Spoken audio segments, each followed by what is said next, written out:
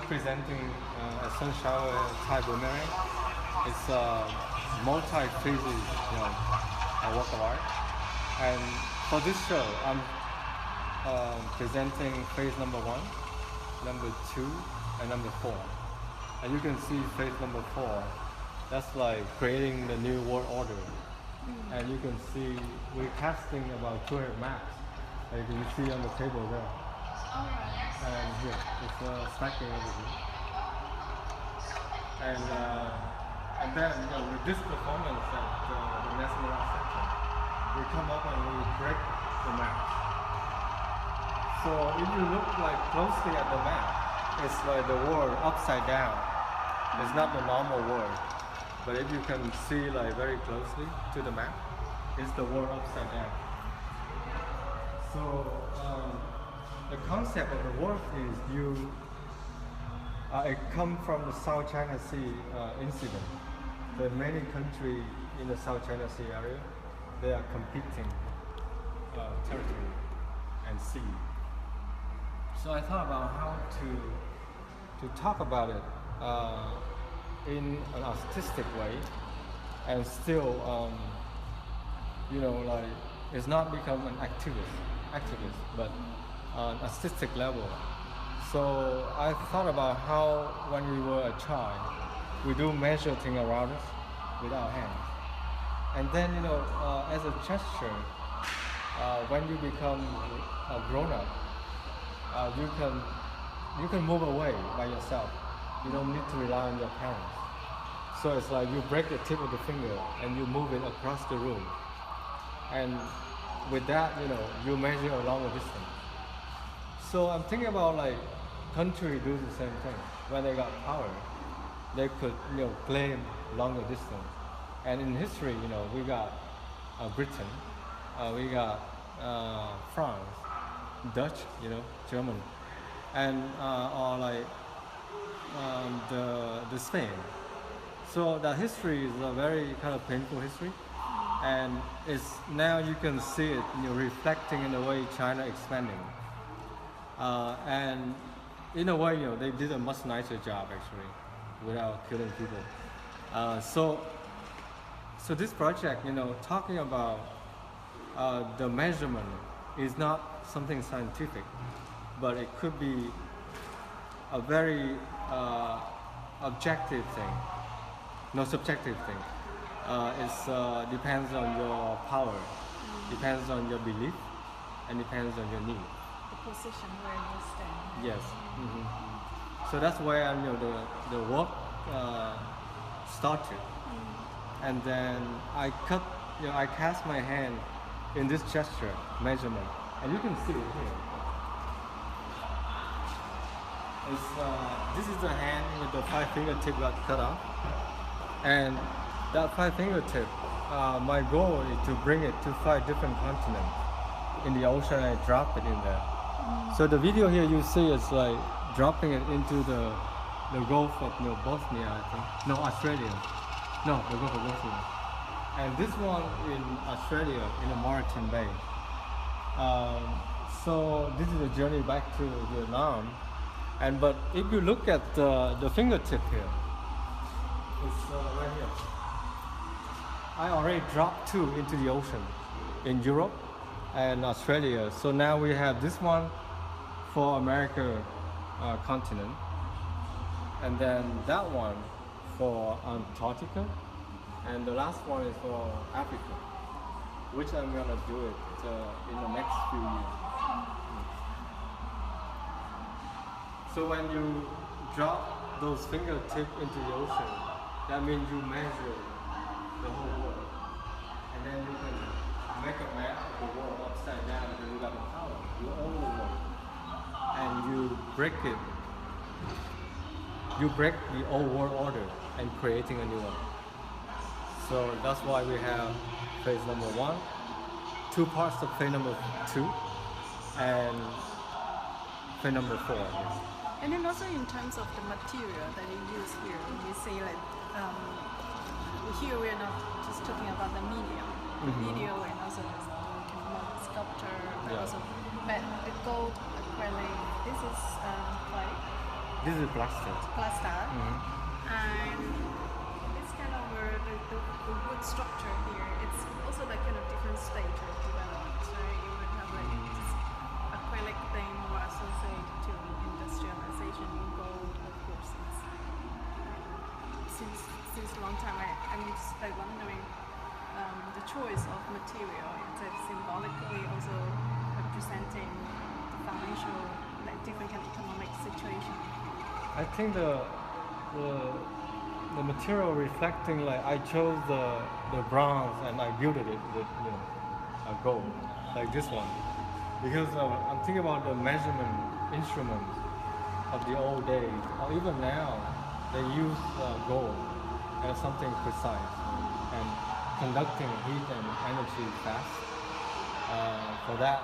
And then of course, the beauty in gold by itself, and it's like protect the bronze from erosion. Because when I drop the finger into the ocean, I'm thinking that it's gonna get eroded. Doesn't matter how much gold you put on it, it will. And then the plaster, of course. I have the background in sculpture. I was trained as a sculptor. So one thing that came to my mind very quickly is when I make a map like that, and you can cast it in silicone and make copy very quickly. And plaster is one of the cheap materials that connecting to land, earth, and you can use it to make a cast of the earth, basically on an image of a map, and then you break it and do it. It's done before the show starts, right? Of breaking the map. Yes, the performance you see here, we break about 60 maps, and you can see it's all the maps broken up by different people. And when I propose for this show, I want everybody like you or her coming in here and can get one map, pay a little sum of money for the cost of casting, and then drop it here. So everybody can break something old to make something new. But because of like the location and the beautiful floor, and you can't really do it. So that's why we have to conduct a performance outside of the museum and bring reconstruct the brickage in here. Yes. But my goal is, if a museum that allows it, it will be so fun to have many people come in and breaking these maps on the floor. It's just amazing. You feel really good when you break it. Yeah. Releasing energy, creating something new. Whatever that is. Oh, no problem, anytime. Are you posting this somewhere? Yeah. Can I know it?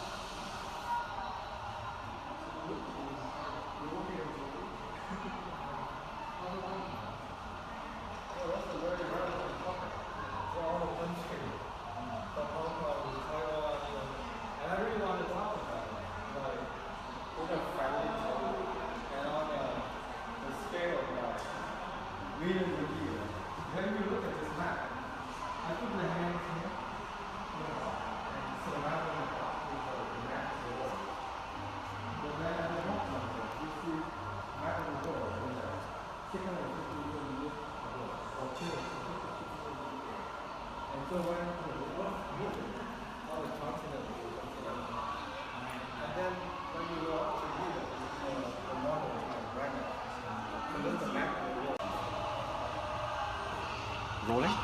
Okay.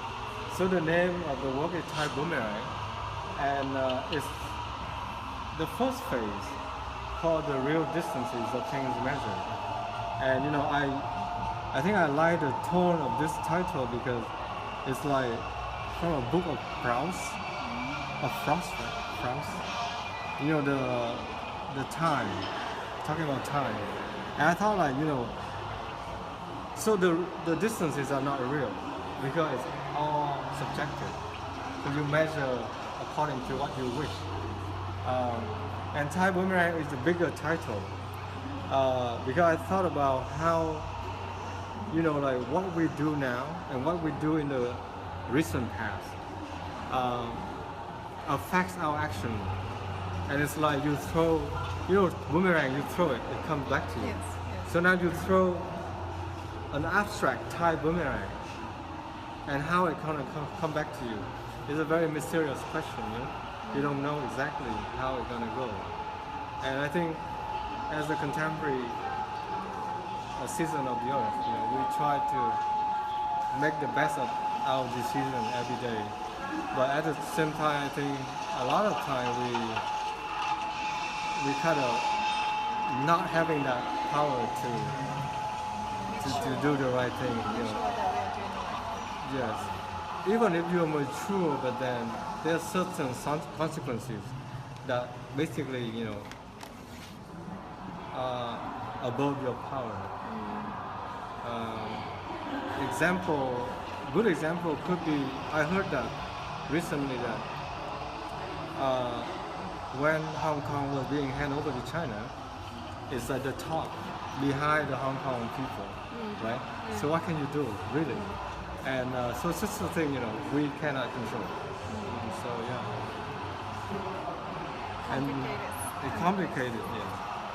So this project tried to address different things, and there's about 8 phases, and here you have 3 phases. So it's an ongoing project? It's an ongoing project. Yeah, if you look at the title, it's ongoing. And here, you can see our thought process. These are the sketches and maps that I made during I think from 2013 and before. My trip to Europe, all the receipt, I saved as an archive. And this is a Biomusit, which is Biomusit is Sweden, Europe, where I dropped the first finger. In Australia, and these are the tube that I put the plexiglass in here to travel with me. And you can see I played with the idea that island was formed and then eroding over time, and then it could be a part of sand on the floor. And right here, is a rough image of the Senkaku Island that we sculpted, and then on the hand stretch as well. So it's very, I'm thinking about making about 100 of that, but different thing on it. It could be a battleship, it could be a statue of Mark England, that McDonald's thing, or guillotine, all the objects and things that affects the last 100 years of human history, the colonial time. And I think that's what we have as a Thai boomerang, material that thrown into the future. Yeah.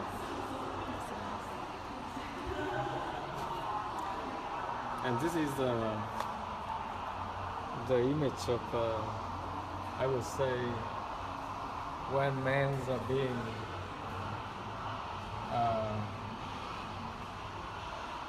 immobile by too much thinking. Overthinking. Yeah. Overanalyze. Yes, exactly.